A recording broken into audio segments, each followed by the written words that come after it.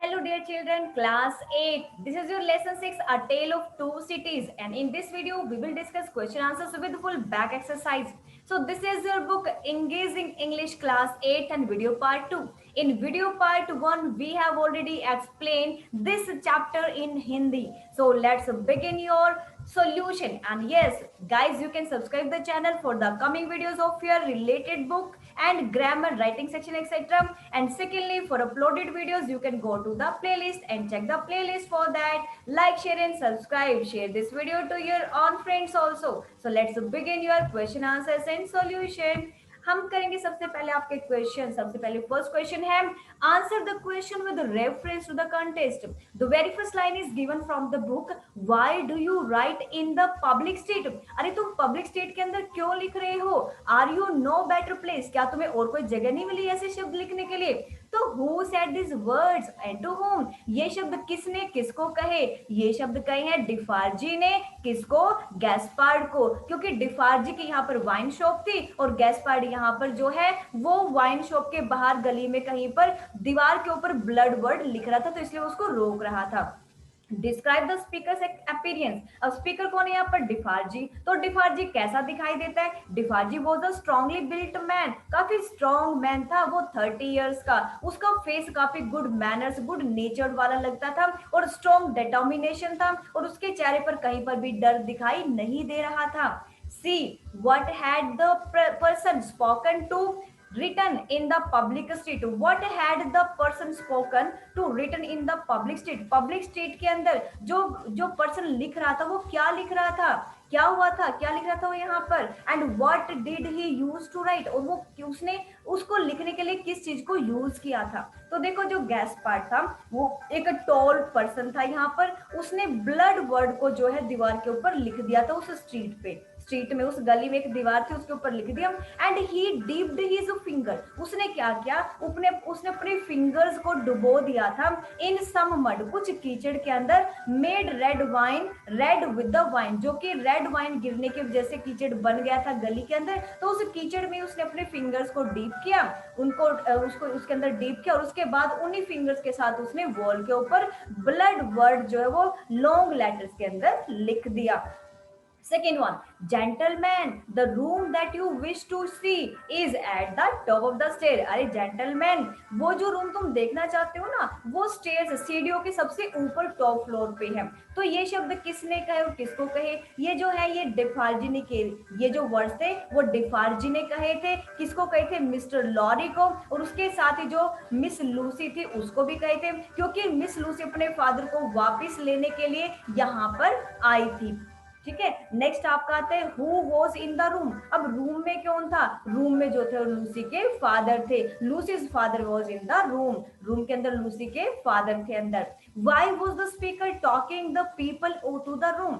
Sorry, taking the people, जो speaker है वो लोगों को रूम के अंदर, इन दोनों को रूम के अंदर क्यों लेके जाता है? क्यों लेके जाता है वो? ही वॉज टेकिंग दैम, वो उनको लेके जा रहा था रूम के अंदर, सो दैट, ताकि जो बेटी है वो अपने बाप से मिल सके, जो बेटी है वो अपने पिता से मिल सके, क्योंकि उसके जो फादर थे वो ये माना जा रहा था कि वो मर चुके हैं 18 ईयर्स पहले। लेकिन अब उसको अंकल ने उसको बताया था, लॉरी ने, कि वो तो यहाँ पर इसके अंदर जो कंट्री में है यहाँ पर वो क्या है? जीवित है यहाँ पर, वो अभी मरनी है। तो इसलिए वो इंग्लैंड से पेरिस आती है अपने फादर को लेने के लिए। तो पेरिस में उसके फादर जो है, उसके नौकर, जो उसका सर्वेंट होता है डिफार्जी, उसके पास वो होते हैं। What was Mr Lorry's reaction? Mr Lorry का क्या रिएक्शन होता है to this action of the speaker? Speaker जब उसको बोलता है, जब डिफार्जी बोलता है कि चलो वो तो ऊपर है, तो उसका क्या एक्शन होता है? तो उसको बहुत अच्छा फील होता है कि चलो भाई फाइनली उसके जो फ्रेंड है मिस्टर मैनेट वो उसको मिल जाएंगे। फिर I am afraid of my father, कहते मैं तो अपने फादर से डर गई। ये वर्ड किसने कहे? फादर किसके यहाँ पर? ऑब्वियसली लूसी के फादर है। तो फाइनली ये वर्ड्स किसने बोले होंगे? लूसी ने ही बोले होंगे। Where was the speaker at the time? ये जो स्पीकर इस टाइम कहाँ पर है? ये स्पीकर जो वो कहाँ पर है? अपने फादर के रूम के बाहर है, जिस घर पे लॉक लगा हुआ है। तो she was in the room, she was in the room where his father was locked, जहां पर उसके फादर जो वो बंद थे कमरे के अंदर, वो अपने फादर के रूम के अंदर थी। इसलिए वो कहती है मुझे तो यहाँ पर डर लग रहा है कि मैं जो हूँ अपने फादर फादर को कैसे फेस करूंगी, क्योंकि वो तो हमें पहचानने से भी इनकार कर देंगे, क्योंकि वो बहुत ज्यादा चेंज हो चुके थे, उनकी सारी सेंसेस जो है वो लॉस हो चुकी थी, उनको नहीं पता था कौन है कौन है, वो किसी को भी नहीं पहचानते थे। वाई वॉज स्पीकर अफ्रेड, वो क्यों डर गए थे? The speaker Lucy was afraid, वो लूसी इसलिए डर गई थी because his father was seemed to be very strange, क्योंकि वो बहुत अजीब से दिखाई दे रहे थे और वो किसी को पहचान भी नहीं रहे थे, उसने उसको भी नहीं पहचाना था। What was the speaker father doing, अब स्पीकर के फादर कर क्या रहे थे रूम के अंदर जब उन्होंने देखा? सो लूसी के फादर जो है वो शूज बनाने में बिजी थे यहाँ पर, क्योंकि वो पागल हो चुके थे एक तरह से। Who was the speaker travelling with, ये जो स्पीकर है लूसी, वो किसके साथ ट्रैवलिंग कर रही थी? ऑब्वियसली लूसी जो किसके साथ ट्रैवलिंग कर रही थी? अपने अंकल मिस्टर जावरिस लोरी के साथ वो यहाँ पर ट्रैवलिंग कर रही थी। और उसने उसको क्या, how did this person, this person reassure her, उस पर्सन ने उसको क्या दिलासा दिलाया, क्या दिलासा दिलाया?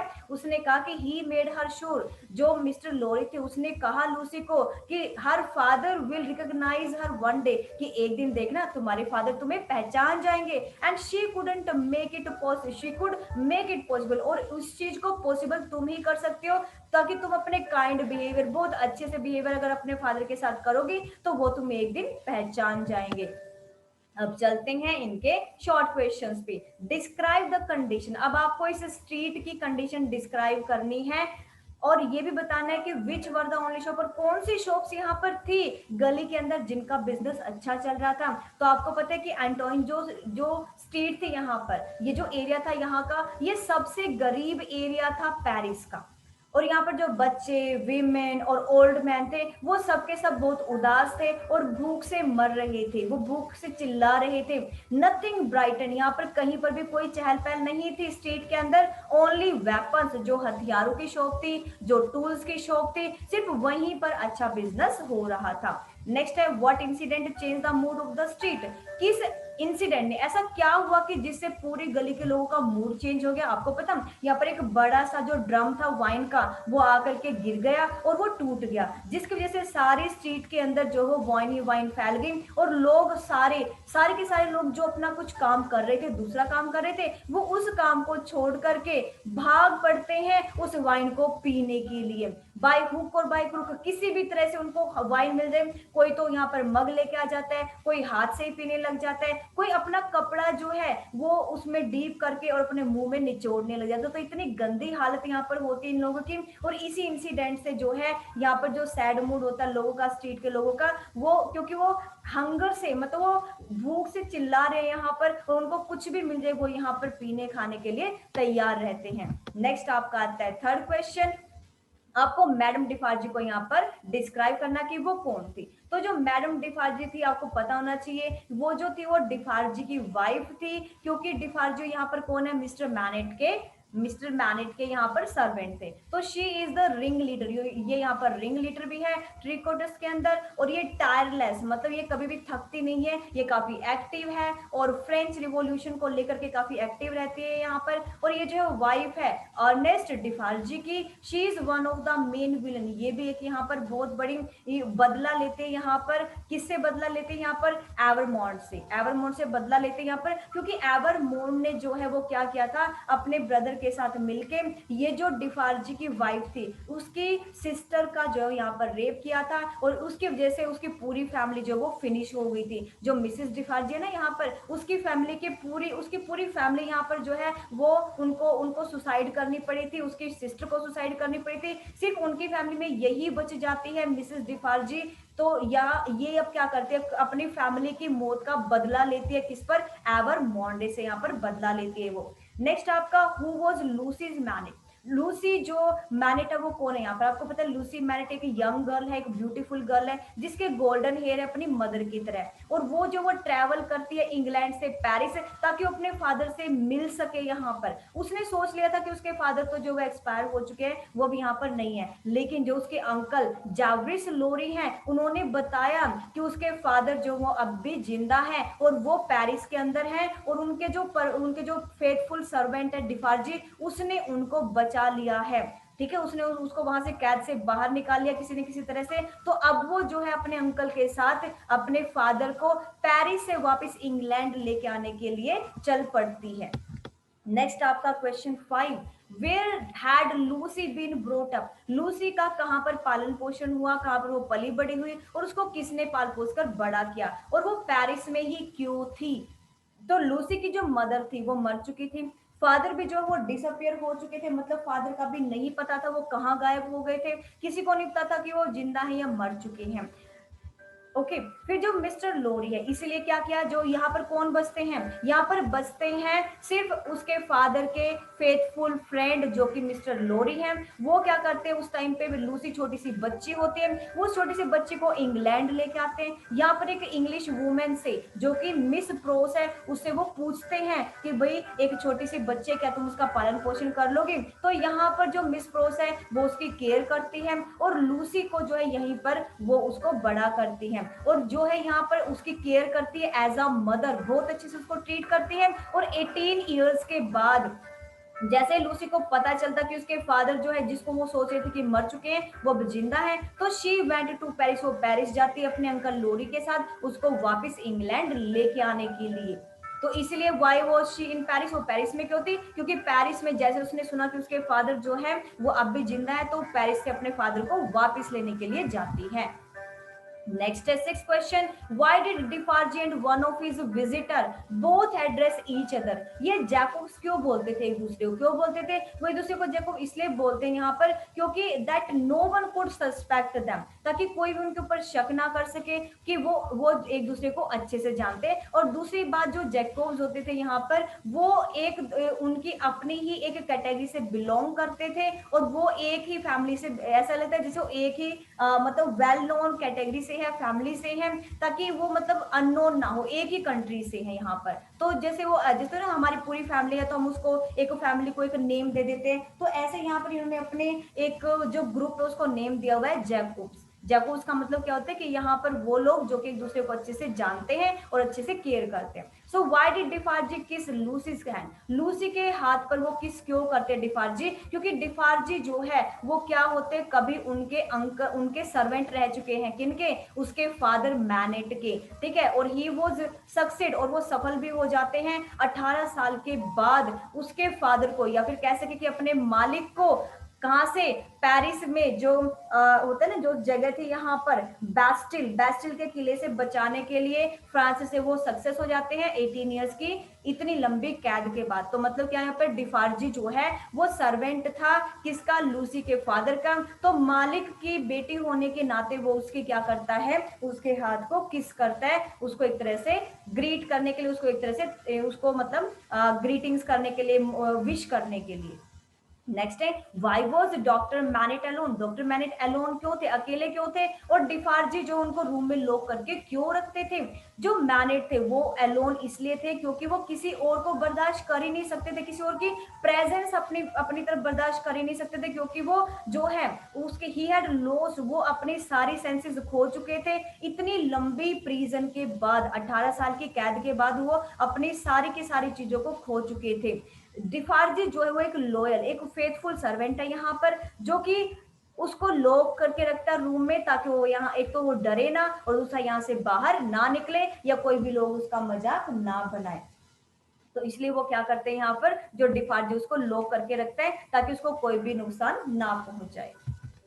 Next question, why do you think Gaspard wrote the word, आप क्यों सोचते हैं कि गैस्पर्ड ने ब्लड वर्ड जो वॉल के ऊपर लिखा, और डिफार्जी ने उसको ये क्यों कहा कि तुम्हें कोई और जगह नहीं मिली इसको लिखने के लिए। तो a man wrote blood on the wall, blood word जो है ये गैस्पर्ड कहाँ पर लिख देता है, वॉल के ऊपर लिख देता है, क्योंकि एक वाइन केस जो है यहाँ पर गिर गया था स्ट्रीट के अंदर और टूट गया था, और यहाँ पर गिरने की वजह से क्या था, यहाँ पर जो लोग थे वो इतने भूखमरी, इतने डेस्टिट्यूट, इतने बहुत ज्यादा गरीब थे, हंगरी थे, बहुत ज्यादा भूख से तड़प रहे थे, कि इन दिस सीन, हमें इस सीन को देखने से ये लगता है कि यहाँ पर डिवास्टेशन मतलब भूखमरी बहुत ज्यादा है, और लोगों ने इसको बहुत ज्यादा एक्सपीरियंस किया, बहुत ज्यादा सफर किया, बहुत ज्यादा इन्होंने परेशानियों का सामना किया है। तो यहाँ पर जो वर्ड ब्लड है वो सिंबल है यहाँ पर वॉयलेंस का, कि कहीं ना कहीं वो लोगों कुछ लोग उसके उनके ऊपर अत्याचार कर रहे थे, जिससे कि डिफार्जी यहाँ पर नहीं चाहता था कि वॉयलेंस और ज्यादा फैले, ठीक है, कि यहाँ पर और ज्यादा फैले, तो कहता है कि भाई तुम इसके ऊपर दीवार के ऊपर मत लिखो, कहीं और लिख लो,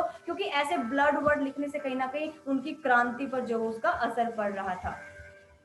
what kind of people were, अब यहाँ पर किस तरह के लोग हैं ये मैडम डिफार्जी और उसके हस्बैंड किस तरह के लोग हैं, आप एग्जाम्पल देके बताएंगे। तो she is one of the main villain, यहाँ पर एक मेन विलन, एक मेन दुश्मन यहाँ पर नोवेल के अंदर सामने बन के आई है, क्योंकि ये रिवेंज लेती, बदला लेती है एवरमोंट से, एवरमोंट से अपनी पूरी फैमिली के मरने का बदला लेती है। शी रूथलेसली परसूज दिस गोल, और ये अपने इस गोल को, अपने एम को पूरी तरह से वो टारगेट करके रखती है। और चार्ल्स डार्ने, जो चार्ल्स डार्ने होता है उसकी वाइफ जो कि लूसी, क्योंकि लूसी के बाद में शादी हो जाती है चार्ल्स डार्ने से, और चार्ल्स डार्ने जो है वो भतीजा है किसका, एवरमोंट का। तो एवरमोंट का भतीजा होने के बावजूद भी चार्ल्स जो डार्ने होते हैं वो अपना रास्ता बदल चुका था, वो अपनी फैमिली से बिल्कुल अलग होता है, और वो उसकी वाइफ होते हैं लूसी। और बेशक लूसी देखो उसके मालिक की बेटी है, डिफार्जी के मालिक की बेटी है, लेकिन फिर भी वो कहती है कि मैं लूसी और लूसी के बच्चे को, उसकी उसकी बेटी को और चार्ल्स चार्ल्स डॉनी को सबको मार दूंगी, क्योंकि ये भी तो अब उसी फैमिली का हिस्सा है, ये भी तो एवरमोंट की फैमिली का हिस्सा है जिन्होंने उसकी फैमिली को जो है वो सुसाइड करने पर मजबूर किया था। सो ये सारी चीजें इंक्लूड करती हैं, क्योंकि उनका जो भतीजा था, सिस्टर थी, ब्रदर थे, फादर थे, ब्रदर इन लो थे, सबके सब जो है इसके अंदर इंक्लूड थे। ठीक है, so these include the death of her nephew, इसमें सबके सब जो है इंक्लूड थे किन किन को यहाँ पर मारा गया था। सो वो रिफ्यूज करते, वो मना करती है ये एक्सेप्ट करने के लिए कि चार्ल्स डार्ने जो वो चेंज हो चुका है, वो इस चीज पे बिलीव ही नहीं करती कि वो चेंज हो चुका है। वो कहते कि नहीं, तुम भी एवरमोंट की फैमिली से बिलोंग करते हो, तो मैं तुमसे भी बदला लूंगी, तुम्हें भी मैं मार के रहूंगी। ठीक है, क्योंकि उसकी फैमिली को खुद जो वो इनकी वजह से मरना पड़ा था। नेक्स्ट चलते हैं आपके बैक एक्सरसाइज पे। आपको यहाँ पर इन वर्ड्स का नाउन लिखा तो नाउन लिखना है, और अगर यहाँ पर एडजेक्टिव है तो एडजेक्टिव लिखना। तो इन वर्ड्स को मैंने लिख दिया है, जैसे पुअर पोवर्टी हो जाता है आपका, और कीन का कीननेस आ गया यहाँ पर, प्रिटेंडेड का प्रिटेंड आ जाता है, और यहाँ पर फियरफुल आएगा, फिर रिकॉग्निशन आएगा, यहाँ पर कन्वर्सेट आ जाता है, टेरर आ जाता है, बिटर आ जाएगा, डिसअपियर, पब्लिकली, पुल्ड और यूथ। ये आपके वर्ड्स है जो कि ब्रैकेट के अकॉर्डिंग लिखने हैं। फिर इसके बाद आपने क्या करना है कि सेम जनरल मीनिंग वाले वर्ड आपने यहाँ पर बताने कि इनका मीनिंग क्या है, क्योंकि इन सब वर्ड्स का मीनिंग तो सेम है, रन का मीन्स भी सेम है, जॉगिंग का भी है और स्कैम्पर का भी है, लेकिन कुछ कुछ इनके अंदर डिफरेंस है। देखो, जैसे रन होता है, हम क्या करते हैं, मूव एट स्पीड, बहुत तेजी से हम भागते तो उसको रन बोलते हैं। ठीक है, जब हम जॉगिंग करते हैं तो स्लो स्लो वॉकिंग करते हैं, उसको जॉगिंग या जॉग बोलते हैं। स्कैम्पर क्या होता है, run with quick light step, बिल्कुल दौड़ना, भागना, लेकिन बिल्कुल आराम आराम से कदमों से भागना। इनके अंदर थोड़ा थोड़ा डिफरेंस है। अब उसके बाद आता है फ्लो, ट्रिकल और गस। इसका मतलब क्या होता है, मूवमेंट होता है वाटर का मूवमेंट होता है फ्लो। तो फ्लो का मतलब क्या होता है, स्लोली स्लोली चलना पानी का। ठीक है, ट्रिकल क्या होता है, स्मॉल स्ट्रीम का चलना, और गश क्या होता है यहाँ पर, फ्लो इन रैपिड, बहुत तेजी से भागना। इन और रैपिड में गैप डाल देना यहाँ पर, इन रैपिड, रैपिड मतलब तेजी से तेजी से चलना, तेजी से पानी के बहाव को बोलते हैं यहाँ पर गश। और नेक्स्ट आपका आता है टेरिबल, ड्रेडफुल और माइजरेबल। तो ये एक तरह का एक्ट होता है। टेरिबल क्या होता है, बहुत ज्यादा सीरियस, एक्सट्रीमली बैड, बहुत ज्यादा बुरा। ड्रेडफुल भी जो है वो काफी ग्रेट सफरिंग होती है, और जो ये होता है माइजरेबल, ये भी अनहैप्पी कंडीशन आपकी होती है। फिर वेव, जेस्चर और सिंगल, इनको आपने बताना कि सिग्नल सॉरी, तो इनको बताना कि इनमें कितना कितना डिफरेंस है। तो वेव का मतलब क्या होता है, अपने हैंड को मूव करना, ऊपर नीचे आगे पीछे। ठीक है, और जेस्चर का मतलब भी क्या होता है, बॉडी की मूवमेंट करना। और जो नेक्स्ट आपका सिग्नल, सिग्नल क्या होता है, एक्शन करना, या हाथ के साथ कोई इशारा करना, या साउंड वगैरह कुछ बताना। नेक्स्ट आपका है पेज नंबर 56 पे, आपको इन वर्ड्स को कंबाइन करना है, वर्ड्स को यूज करके इसके अंदर सेंटेंस को कंबाइन करना था। तो the news is so good that it can't be true. I insist, मतलब ब्रैकेट के अंदर वर्ड्स दिए हुए हैं, इन ब्रैकेट के अंदर वर्ड्स को यूज करके आपको सेंटेंस को रीफ्रेम करना है और बताना है कि कैसे आप इसको न्यूली लिखेंगे। तो ये मैंने लिख दिया आपका, ब्रैकेट के वर्ड्स के अकॉर्डिंग आप यहाँ से देख के लिख सकते हैं। नेक्स्ट आपका आता है लास्ट क्वेश्चन, जिसमें कि आपको चूज करना है एक ओड वर्ड जिसका प्रोनाउंसिएशन दूसरे वर्ड से ओड है। तो फर्स्ट आपके बुक में ऑलरेडी गिवन है, तो दूसरे जो ये वर्ड्स है, गोल है और फॉसिलिस है और सू है, तो ये आपने अपनी बुक के अंदर क्रॉस लगा देना इन क्वेश्चंस के अंदर, इस इन वर्ड्स के अंदर। So thank you so much for watching the video, let's wait for the next video of your book.